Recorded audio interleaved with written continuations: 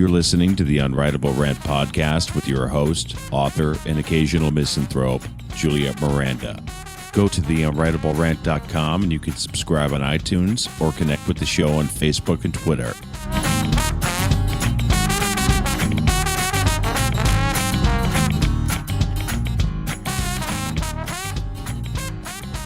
Hey there, y'all. It's Juliette Miranda. Welcome to episode 92 of the Unwritable Rant podcast. Glasses up, y'all. My glass is full of a delightful whiskey, so whatever you have in your glass, raise it up, and let's say cheers. Oh, lovely. My drink of choice today is Blade & Bow Straight Bourbon Whiskey. This particular whiskey is something of a mystery. It does not have an age statement. It does not have a mash bill. The theory is that this is a 4-grain whiskey made up of corn, rye, wheat, and malted barley. And as a straight bourbon whiskey, we know that it's been aged for at least 4 years. Those are the only facts that I have for y'all folks, except for the fact that this is a 96 proof bourbon whiskey.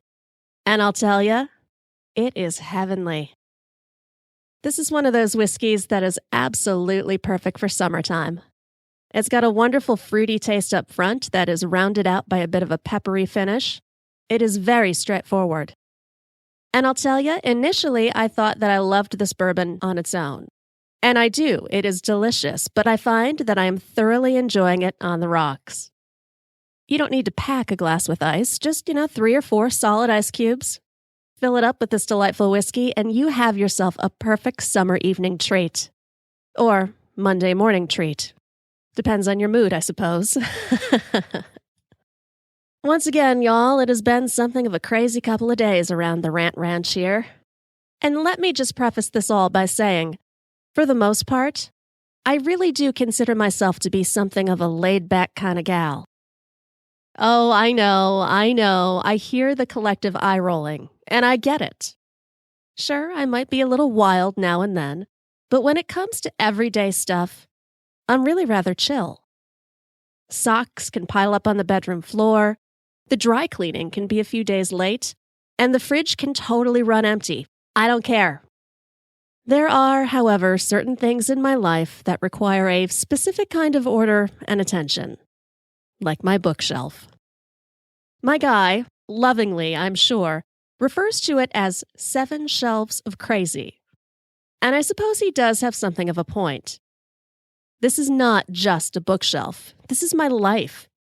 Each shelf houses a collection of books, to be sure, but also photographs and trinkets and random things that I've saved throughout my life. To the average observer, these shelves are a haphazard collection of nonsense. But to me, there is a specific, discernible order to everything. And I know at a glance, even from across the room and even without the glasses that I refuse to wear, when something is amiss. My guy knows enough to not mess around with the shelves, not even as a joke, and not even when he legitimately wants a book to read, because doing so will launch a tidal wave of insanity. Every so often, though, I get it in my head that I should clean the bookshelf. This is something of an all-day adventure, one that I usually reserve for when my guy is away for the day, because I'll tell you, it's just best if he isn't there to witness the process. I will spend hours lovingly taking every book and item off of the shelves. I will dust and polish them, and then place everything back exactly where it was. However, the other day when I decided to go through this entire process, I may have partnered it with a few cocktails. And it was lovely. I was enjoying myself immensely. It's fun to reminisce and look at all your favorite little toys and trinkets. And at the end of it all, when I've got everything back on the shelves, I stand back and I'm ready to admire my work. But I immediately see that something is missing. And my eye starts to twitch. Now I take a couple of deep breaths, and I'm attempting to call off the crazy, because this doesn't have to be a problem, I tell myself. I'm scanning the floor, I'm looking in my pockets, I'm even looking under the couch, just to see if I can find what I'm missing. But there's nothing. And I have to accept the fact that my rock is officially missing. Oh, yes, y'all. I was about to lose my shit over a rock. And it wasn't even a fancy rock. It's not like it was a chunk of quartz or amethyst. This was more like a gravel rock. And God damn it, I wanted that thing back. You see, that rock was a memento of my very first crush. He was an adorable little boy named Philip, and he was my everything in 5th grade. We were a couple as much as you could be a couple in the 5th grade, which pretty much meant that we shared our desserts at lunch, and on Valentine's Day, he gave me a supersized Charleston Chew Bar. Ah, love. So it's all fun and lovely and sweet, but I will tell you that the real sign of being a couple in 5th grade is displayed on the playground. Playground politics in my grade school were inherently understood and religiously followed, especially when it came time to pick teams for kickball. One sunny day in May, Philip was selected as the kickball team captain. So we all line up for the captains to make their selections, and I was stupid excited. I never really was much of an athlete in grade school, and I found the whole ritual of team picking to be soul-crushing. Inevitably, I was always among the last people picked, hovering just shy of Kat, who was a gross girl who always smelled like sour milk, and Robbie with a lazy eye. This time was going to be different, though. I didn't expect Philip to pick me first. That really would have been tantamount to a marriage proposal. But playground rules dictated that as his sweetheart, I should be picked within the first 3. Oh, it was going to be glorious, not having to stand there waiting for someone to finally call my name. Who knows, maybe the thrill of being called early would inspire me to play better. Maybe that day I'd even get on base. There was such hope in my little heart. The selections began, and as expected, Philip called his best friend first. Then he chose another guy friend. And when it came time for his 3rd selection, I was ready to spring forward. I hear his lips start to shape the soft sound of a J, but he does not call Juliette. Instead, he calls Jenny. Oh, that was unacceptable. By playground rules and by my own personal moral code. Philip, my cute little Philip, who let me use his fancy 5-color pen and take bites from his chocolate chip cookies, had publicly dissed me in favor of Jenny. Y'all, Jenny was not a nice girl. She was the kind of girl who would, for a quarter, be happy to flash her panties at the boys in the coat room. She'd invite you to her birthday parties, only to make fun of the gift you gave her later. And she regularly copied my answers on spelling tests. I hated Jenny. And now, I hated Philip. I think he could tell by the way that I looked at him that he'd done something wrong, not that he had any clue what. Sure, he called my name next, but the damage was done. All the kids were whispering about his slight, saying the cruel kinds of things kids do when they don't know any better. I was embarrassed beyond belief, branded a loser who may as well just resign herself to a life of paste eating. This was not okay with me. Throughout the rest of the afternoon, my humiliation bubbled into anger. And at the end of the day, I decided to do something about it. School let out and everybody was hanging out around the playground. And I saw Philip, there with 2 of his little buddies, and that little wench Jenny giggling at his side. I ignored her and instead focused all my rage on Philip. I walked up to him, and the group quiets. I stare that little boy right in the eyes and I yell, "I don't like you anymore." And I gave Philip such a shove so hard that he went tumbling down into a giant bed of gravel, twisting his ankle and skinning his wrists and legs. Everyone scattered. He was left there in the gravel crying and bleeding, and I walked home. He was seriously banged up thanks to me. But, true to playground code, no one, not even Philip, told on me. I had to admit, it was tremendously satisfying the next day to see him limping into the classroom, all covered in Band-Aids and wincing every time he had to bend his knee. and he was still limping a few days later when he came up to me during recess. After all that had happened, I stopped playing kickball altogether. It just seemed like the best thing to do. Besides, it was so much preferable to just sit under a tree and read a book by myself. He really did look kind of pathetic, but he was still cute as ever. So he sits down by my side and looks at me, and he apologizes for not picking me to be on his team first. He was genuinely sorry, and for a moment, I actually felt bad about banging him up the way I did. And then, just to make his apology official, he reaches into his pocket, and he hands me a piece of gravel. "Here," he says. "The nurse had to dig this out of my ankle." I took that piece of gravel with great reverence and told him that of course we could still be friends. That rock is, to this day, the oddest but most thoughtful peace offering I have ever received. And that's why I've kept it for so long. It's followed me across the country and back, always winding up on display on my bookshelf, placed directly in front of the book Women by Charles Bukowski. And if you have ever read that book, you know just how fitting a tribute that is. Until it wasn't. My guy came home to find me sitting in the center of our living room. It was a tremendous mess, and there in the center of it all was me, talking to myself and sobbing silently. It wasn't the weirdest scene that my guy has ever come home to, but it certainly ranks up there. "Really?" he says. "All this for a rock?" There was no way I could explain it to him in the moment, and I knew I did logically that he was right. I allowed my guy to pat me on the head a couple of times, and I accepted his offer to make me a fresh cocktail and help me put all of my nonsense back on the shelves where it belongs. He grabs my cocktail glass and walks into the kitchen to fill it with ice. And it is there where he says, "Hey, baby, you want to come over here for a second?" I walk over and see that he is holding the freezer door open.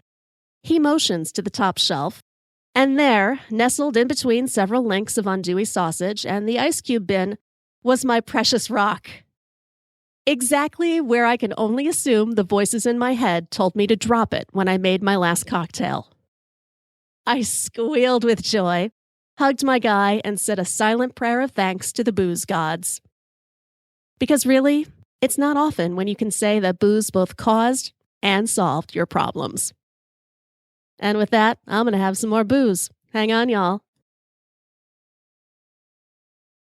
Whiskey. God, that tastes good.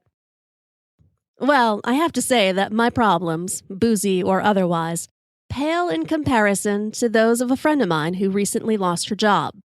I've been there, and I know just how much it sucks. But I'll tell you, what sucks even more than losing a job is trying to find one. There are few things in this world that I despise more than job hunting. At its best, looking for work is grueling and intensive. And at its worst, for me, it's been a seemingly endless string of demoralizing, occasionally vicious, horrible soul-sucking activities that will haunt me for the rest of my life. Back when I first moved to Los Angeles, all fresh-faced and out of college, I had no idea the kind of competition I was up against in the workplace. I took a very Muppet movie-like approach to it, and I figured that if I just showed up, singing the Rainbow Connection the whole way, my dedication to getting there would be enough to land me that dream job at MTV. Obviously, that is not how things work. And it wasn't just MTV that turned me down. It was every other place I looked for employment, from Mel's Drive-In to a kiosk that sold calendars in the mall. I heard that I had no experience and too much experience in equal measure. Freelancing as a rock writer barely put gas in my car. So in order to find a job, I turned to what seemed like a good idea at the time: an employment agency. Employment agencies were everywhere in Los Angeles. You'd see their postings for choice administrative positions at places like MGM and NBC and all of the trade publications. My plan was to infiltrate from below, start working somewhere as a receptionist, be recognized for my stellar phone answering skills, then rocket my way to stardom. The agency I chose claimed to specialize in entertainment industry jobs, which sounded perfect to me. They just didn't happen to specify which entertainment industry. Now, I'm not saying that the agency I worked with was shady or not a legitimate business. In fact, at first, they were all business. Before they would even consider sending me out on an interview, they made me jump through a series of ridiculous skill test hoops to prove that I hadn't forged my entire career history or portfolio. Which, had I done, let me just say, would seem to me to be a far more impressive demonstration of my employable skills than the stupid old-school typing test I was forced to take. Still, my first clue that maybe this agency wasn't entirely professional was when the first interview they sent me on turned out to be for a job that had already been filled. That was a disappointment, but one that I was able to rationalize. The agency was responsible for filling a ton of jobs. Someone could easily have forgotten to update their database or whatever to indicate that the position was no longer open. So when the agency called with another opportunity, I happily scheduled the interview. It was for a coordinator position with a very large TV network. Now, let me just give you a little bit of background on what that actually means. Generally speaking, a coordinator was essentially a glorified production assistant. The main distinction being that instead of getting abused and terrified on a set, you were abused and terrified in an office. In my time in LA, I held 3 coordinator positions. One involved hiring hookers. In another, I regularly had to dodge 3/4-inch U-matic video cassettes my boss would hurl at my head. And in the third, I actually had to stall a cruise ship from departing port because my stupid boss couldn't find his favorite flip-flops back at home. Not that I knew any of these horror stories in advance. I was just excited at the prospect of working for a TV network. It was what I had pictured in all of my Muppet-inspired Hollywood dreams. Of course, you can't just walk onto a network lot, even when you have an appointment. There are more layers of security at these networks and studios than there are at an airport today. And it all starts with the parking lot security guard. The day of my interview, I was floored. I knew that this was going to be the position for me. I knew that it was a stepping stone to greater things. So I gleefully pull my shitty Mitsubishi up to the studio lot gates. That dilapidated piece of crap car made a sharp contrast to the hallowed grounds of Hollywood. But on that day, I was too filled with hope to care. I gave my name to the board guard gate, convinced he and I would soon be on a first-name basis. He vanishes into his little hut for a few moments and returns, saying that no one had notified him of my arrival. Y'all know I have heard "not on the list" more times than I can count, so I wasn't about to let that stop me from getting onto the lot. There was a job at stake here, not some stupid band interview. I whipped up the perfect combo of name-dropping and crazy-eyed tears, the whole while causing more cars to back up on my bumper than the 405. All of them blocking traffic, honking their horns, and screaming obscenities at the guard. It was the perfect lot jack on my part, and the guard eventually slapped a pass on my dashboard with a heavy sigh and a not-so-subtle eye roll. You see, he knew full well that getting into the parking lot would not guarantee I'd get past the dogs at the front door. And oh, how I tried. I don't know how many people show up at networks claiming to have job interviews, but those lobby guards treated me like the Unabomber. It took 2 hours of arguing, cajoling, and foot-stomping just to get a human resources chick to come to the lobby and speak with me. She totters out of the elevator, looking slightly absurd in the daylight, wearing a skin-tight black dress, stilettos, and spidery false eyelashes. It seems in Hollywood, even human resources representatives dress like vampire call girls. And she played the part well. All catty and nasty and telling me that I had wasted her time and mine. Because it turns out that while the job I wanted did indeed exist and they were interviewing for it, no one in the Human Resources Department had ever spoken to my agency, and none of them were expecting me. I attempted professionalism first. suggesting that she consider the temerity it had taken for me to get that far, and asking her just for 5 minutes to discuss the position. Well, she looks me up and down, taking in the one designer suit I owned, and no doubt catching my scuffed shoes and knockoff purse in the process, and laughs.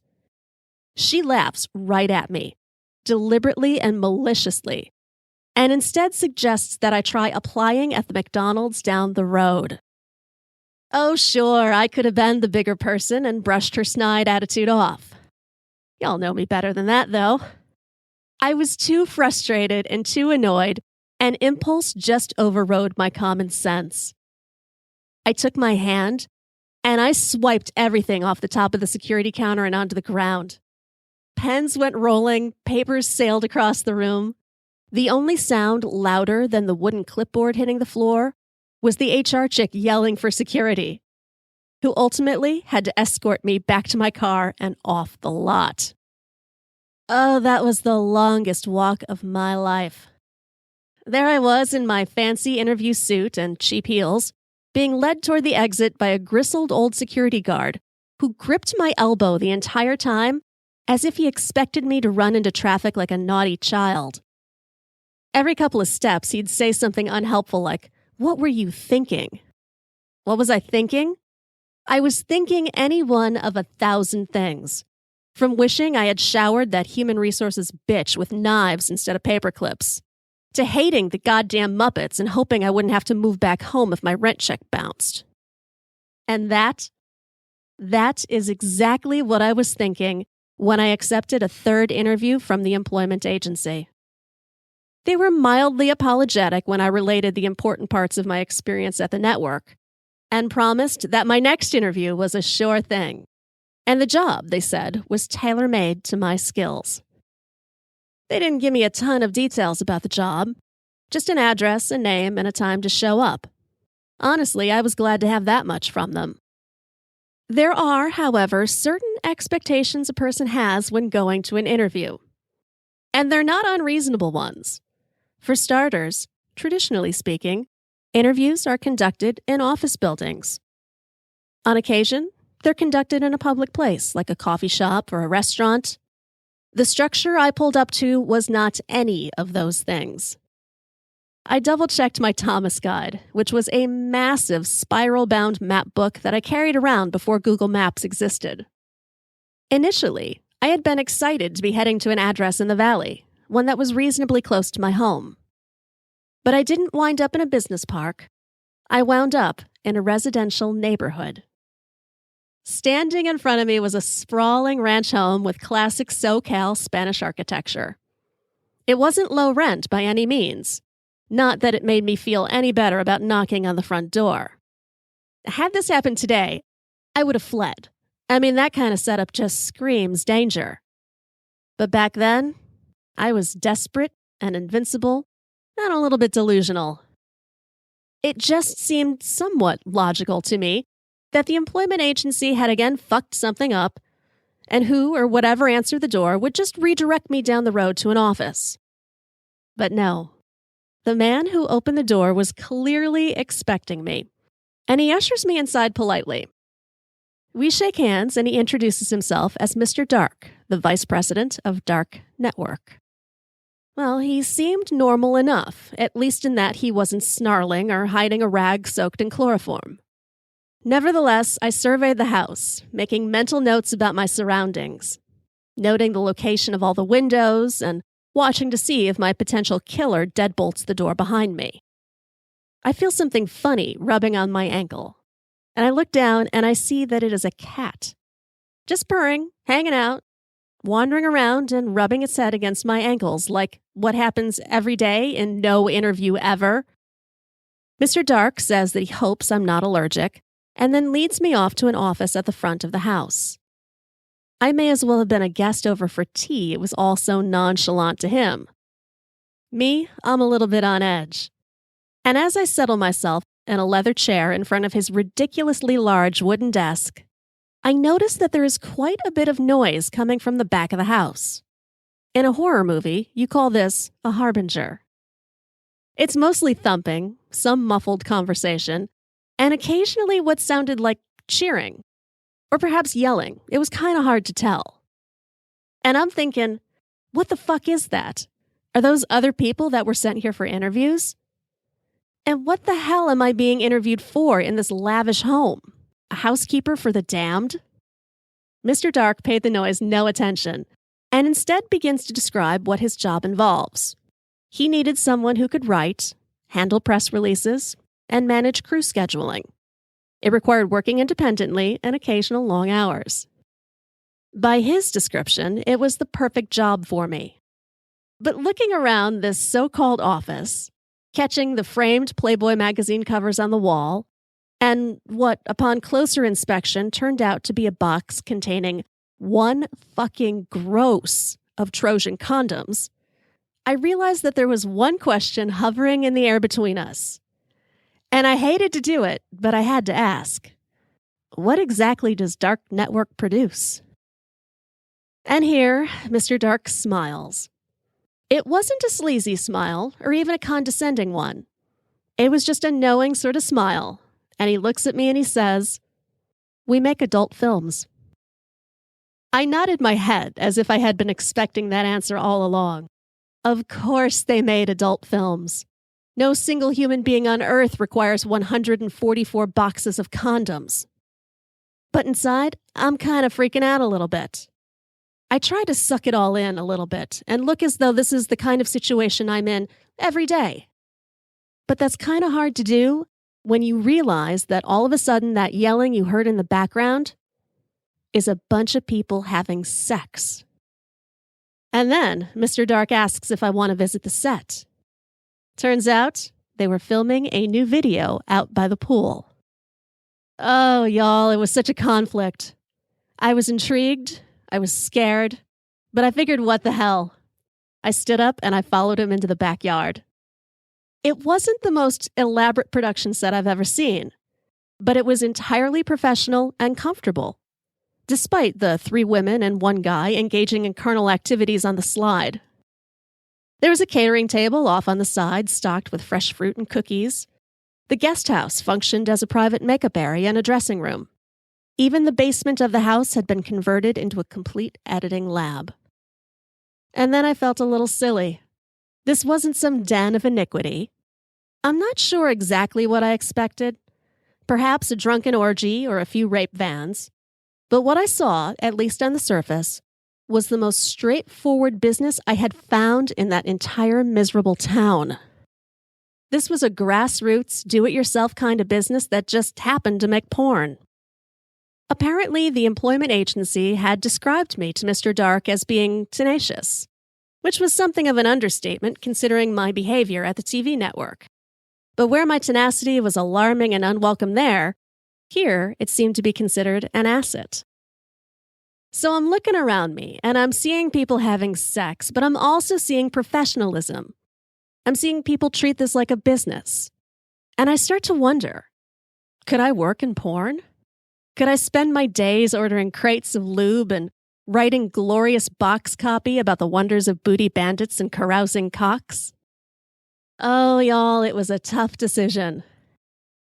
As the fates would have it, a couple of days later, I interviewed for and was offered a job as a coordinator for a so-called respectable post-production company. I took the job because it seemed like the sensible thing to do. 401k plans, direct deposit, security cameras in the parking garage, all just appeared more safe and reasonable than money shots and gangbangs. And even as I spent the next several years slugging it out in a host of other demanding and demeaning jobs, I wondered if that day there on the set of a porn shoot, I had somehow missed my rainbow connection. And now, y'all, I am going to raise up my glass of whiskey, and I'm going to toast to the lovers, the dreamers, and me. Oh, whiskey. Well, thanks so much, y'all, for listening to this episode of The Unwritable Rant. And now, y'all, it's time for me to drink some more whiskey and take my leave. Enjoy your week. I'll be back to chat with you again next. Cheers, y'all. Go to theunwritablерant.com and sign up to get early access to interviews and new videos. You can hear new episodes of The Unwritable Rant on radiovegas.rocks every Tuesday at 4 p.m. Eastern and on IPMNation.com on Saturdays and Sundays at 6 p.m. Eastern, and hear best of episodes every weekday at 3 p.m. Eastern. And don't forget to connect with Juliette on Twitter at Morning Neurosis. Girl, you was pretty as a Sunday morning, standing on the corner at Carondelet. What you say we make our way up to Bourbon, a couple hurricanes and a hand grenade, and get blown away. Let the chips fall where they may.